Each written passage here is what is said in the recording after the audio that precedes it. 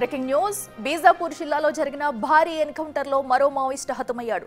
భద్రతా బలగాలతో జరిగిన ఎదురుకాల్పుల్లో తెలంగాణకు చెందిన మావోయిస్ట్ కీలక నేత అడిల్లు అలియాస్ భాస్కర్ మృతి చెందాడు. భాస్కర్ కేంద్ర కమిటీతో పాటు రాష్ట్ర కమిటీలో కీలకంగా ఉన్నారు.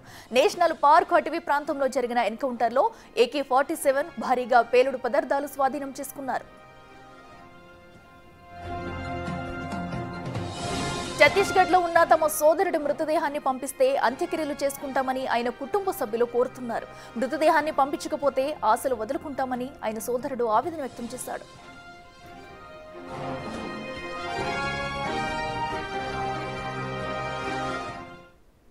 ఇదే అంశానికి సంబంధించి మరింత సమాచారం మా ప్రతినిధి భాస్కర్ ఫోన్ లో అందిస్తారు. భాస్కర్, చెప్పండి, మరి మృతి చెందిన మావోయిస్ట్ అయితే అటు భాస్కర్ గా గుర్తించినట్టు తెలుస్తుంది. మరి మృతదేహాన్ని ఇంటికి పంపించే అవకాశం ఉందా? ఎలాంటి నిర్ణయాలు తీసుకుంటున్నారు? డీటెయిల్స్ ఏంటి?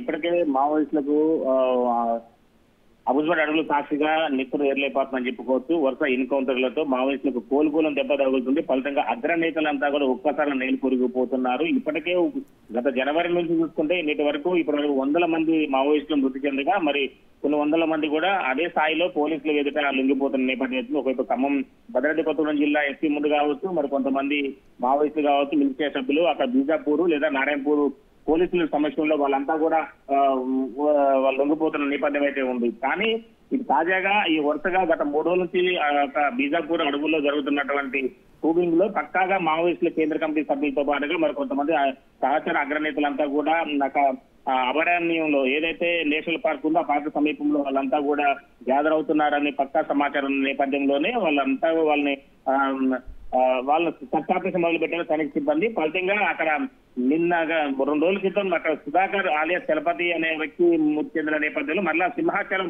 అనే ఒక వ్యక్తి కూడా మావోయిస్టులకు ఎదురుకాల్పుల్లో మరణించారు. అతను కేంద్ర కమిటీ ముఖ్య నేతగా ఉన్నారు. మరోవైపున తెలంగాణ అదే స్థలంలో 24 గంటలు గడవక మునిపే భాస్కర్ అనే వ్యక్తి కూడా ఒక్కసారిగా మృతి చెందడంపై ఇతరపై 20 లక్షల రూపాయల రివార్డు ఉంది. మరోవైపున సింహాచలంపై కూడా ₹1,00,00,000 పైగా రివార్డు ఉండడంతో వాళ్ళంతా కూడా ఒక్కసారిగా బుల్లెట్ల తూటాలకు నెలకొరిగిపోయిన నేపథ్యం అయితే ఉంది. గతంలో కూడా ఒకసారి ఈ భాస్కర్ అనే ఒక మావోయిస్ట్ నేత 1994లో మందమారి మండలం మామిడిగుట్ట ప్రాంతంలో పోలీసులకు ఆయన అరెస్ట్ చేశారు. 2 ఏళ్ల అజ్ఞాత జీవితంగా 2 ఏళ్ల జైలు జీవితం గడిపిన తర్వాత మరలా అజ్ఞాతంలోకి వెళ్లిన నేపథ్యం అయితే ఉంది. ఆ తర్వాత నుంచి నేటి వరకు కూడా ఆయన పలు హింసాత్మక ఘటనలో ముఖ్య నేతగా వ్యవహరించారు. తెలంగాణ రాష్ట్రానికి చెందినటువంటి నేత కావడం, అదేవిధంగా ఈ తెలంగాణ ప్రాంతం కావచ్చు, ఆంధ్ర ప్రాంతానికి సంబంధించిన పోలీసులను ఎదుర్కోవడంలో దిట్టారని చెప్పుకోవచ్చు. మరోవైపున ఇటీవల కాలంలో మొత్తానికైతే అక్కడ కేంద్ర కమిటీ ముఖ్య నేతలంతా కూడా అబుజ్బాద్ అడవుల్లో నారాయణపూర్ కావచ్చు, బీజాపూర్, సుక్మా జిల్లా పరిసర ప్రాంతాల్లో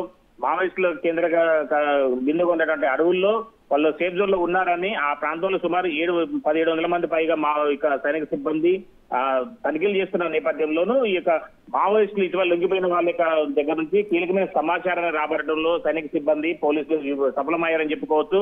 వారికి సమాచారం మేరకే ఇక మావోయిస్టులకు సంబంధించిన ఫోటోలు కావచ్చు, లేదా వాళ్ళకి సంబంధించినటువంటి వాళ్ళు ఎక్కడ ఏ టైంలో ఎటు నుంచి వాళ్ళు పయనిస్తారనే దానికి సంబంధించి కూడా కాస్త వాళ్ళ దగ్గర నుంచి ఇన్ఫర్మేషన్ గ్యాదర్ చేయడంలో పోలీసులు సక్సెస్ అయ్యారని చెప్పుకోవచ్చు. అసలు అయితే మొత్తానికైతే ఇప్పుడు చెప్పుకోదగిన విషయం 25 ఏళ్ల నాటి హిడ్మా చిత్రం కూడా పోలీసులు ఊహాజనిత చిత్రం కూడా ఒకటి విడుదల చేయడం కూడా జరిగింది. అంటే 25 సంవత్సరాల క్రితం నాటి హిడ్మా ఫోటో ఎలా ఉంటుంది, తర్వాత ఇప్పుడు 51 ఏళ్ళ వయసు వచ్చిన తర్వాత హిడ్మా ఫోటో ఎలా ఉంటుంది అనే దానిపై కూడా ప్రత్యేకంగా ఒక ఫోటో కూడా విడుదల చేయడం కూడా జరిగింది. మోస్ట్ వాంటెడ్ హిడ్మా గినక దొరికితే మావోయిస్టుల కథం సుఖాంతం అయిపోయినట్టే కేంద్ర హోంశాఖ మంత్రి. అటు బీజాపూర్ అడవుల్లో ఇంకా ఎవరన్నా కీలక నేతలు ఉండే ఛాన్స్ ఉందా? ప్రస్తుతం అక్కడ కూంబింగ్ ఎలా సాగుతుంది? వాస్తవానికైతే ఇంకా అబుజ్బాద్ అడవుల్లో ఆ బీజాపూర్ పరిసర ప్రాంతం మొత్తం కూడా ఇంకా కూబింగ్ నిర్వహిస్తూనే చేస్తున్నారు సైనిక సిబ్బంది. అయితే అక్కడ హిడ్మా ఉన్నాడు అనేది పక్కా సమాచారంతో వీళ్ళు అడుగులు వేస్తున్నారు. అయితే దాంట్లో భాగంగానే హిడ్మాని పట్టుకోవటమా లేకుంటే తుదిముట్టించడం అనే దానిపై ఆలోచిస్తే మొత్తానికైతే సైనిక సిబ్బంది మాత్రం ఆ దిశగా అడుగులు వేస్తున్నారు. అయితే ఇప్పుడు తాజాగా హిడ్మా ఫోటో కూడా వెలుగులోకి రావడంతో ఆయన నేషనల్ పార్క్ సమీపంలో ఉన్నట్టుగా సమాచారం. ఆయన అండర్ గ్రౌండ్ అక్కడ ఉన్నది, ఆ అండర్ బంకర్ లోనే అతను తలదాచుకున్నట్టుగా ఆయనకి వాళ్ళకి విశ్వాస సమాచారం ఉన్న నేపథ్యంలోనూ ముమ్మరంగా గాలింపు చర్యలు చేపడుతున్నారు పోలీసులు. మరోవైపున అంటే స్పెషల్ పార్టీ పోలీసులు ఛత్తీస్గఢ్ లో ఉన్నటువంటి స్పెషల్ పార్టీ CRPF కావచ్చు, DRG సిబ్బంది కావచ్చు, బస్తర్ ఫైటర్స్ కావచ్చు, లేదా ఇతర సిబ్బంది మొత్తానికైతే అటు లోకల్ పోలీసు సహకారం తక్కువ ఉపయోగించుకుంటూ కేంద్ర భద్రతా సైనికుల సహాయంతో మరో వైపున అత్యాధునిక టెక్నాలజీని ఉపయోగించుకుంటూ మావోయిస్టుల ఉనికిని వాళ్ళు గుర్తిస్తున్న నేపథ్యం అయితే ఉంది. అయితే ఇప్పుడు హిడ్మా కోసమే అన్వేషణ కొనసాగుతా ఉంది. ఇతను హిడ్మా సుక్మా జిల్లాలో పూవర్తి గ్రామానికి చెందిన హిడ్మాకు పార్టీలో విలాసమైనటువంటి లైఫ్ ఉంది. మరోవైపు అతను అగ్రనేతగా కొనసాగుతున్నాడు. అతనికి అనేక పేర్లు ఉన్నాయి. మొదటి సంతోష్ కావచ్చు లేదా ఇతర డిఫరెంట్ పేర్లతో అతను పిలుస్తా ఉంటారు.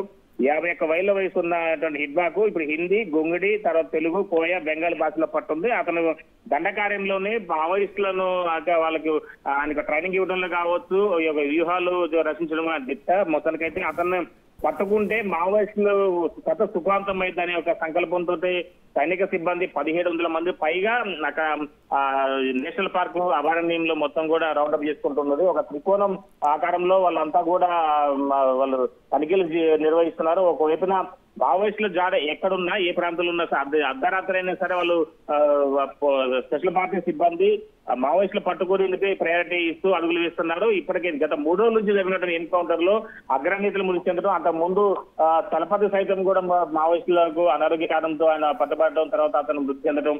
వరుసగా చూసుకుంటే కేంద్ర కమిటీ ముఖ్య నేతలంతా కూడా అడవిలో మొత్తానికంటే వాళ్ళే పోలీసులతో బలైపోతున్న తరుణంలో కింది స్థాయి కేడర్ అంతా కూడా ఒక్కసారిగా ప్రాణభయంతో మొత్తానికైతే వాళ్ళంతా లొంగిపోయి పునర్వసతిలో కలుస్తున్నారని చెప్పుకోవచ్చు.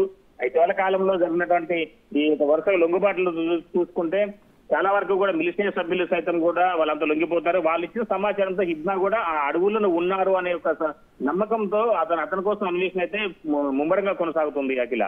Right Bhaskar, thanks for updates. ఆయన వెళ్ళిపోయిన తర్వాత అంటే మీ తల్లిగారు కానీ తండ్రి కాలం చేసినప్పుడు ఏమైనా వచ్చారా? మా తండ్రి గారు ముందు వచ్చారండి. వచ్చి ఒక 6 రోజులు ఉండి వెళ్ళిపోయారు. ఇప్పుడు ఆయన మృతదేహం అక్కడ ఉంది ఛత్తీస్గఢ్ రాష్ట్రంలో. మరి మీరు ఏమన్నా దాన్ని క్లెయిమ్ చేస్తున్నారు, అడుగుతున్నారు, లేకపోతే వాళ్ళు ఏమన్నా అక్కడ పోలీసులు ఏమన్నా మీకు పంపించామంటారా, కావాలా అని ఎవరన్నా అడిగారా? అక్కడ పోలీసులు ఎవరు అడగలేదండి, ఇక్కడ వాళ్ళే వచ్చారు. వచ్చి పంపిస్తారా అని అడిగితే పంపిస్తే మేము చేసుకుంటామని చెప్పామండి. ఇప్పుడేంటి మొదటి నుంచి అంతకుముందు ఒకసారి వచ్చారు. పుకార్ 2 సార్లు వచ్చింది. ఆ 2 సార్లు వచ్చినప్పుడు కూడా ఇదే మాట చెప్పాం. మాకు శవాన్ని పంపినట్టయితే మేమే చేసుకుంటామని చెప్పామండి. దానికి ఏమన్నారు వాళ్ళు? మరి పంపుతాం అన్నట్టు మాట్లాడారు, అంతవరకే కానీ ఇదేం చేయలే. అవి ఆ 2 సార్లు తప్పిపోయాడు కనుక లేదు. మరి ఇప్పుడు పంపుతారని ఆశిస్తున్నాం. పంపితే తీసుకుంటాం, లేదంటే లేదు. మేము చేయగలిగేది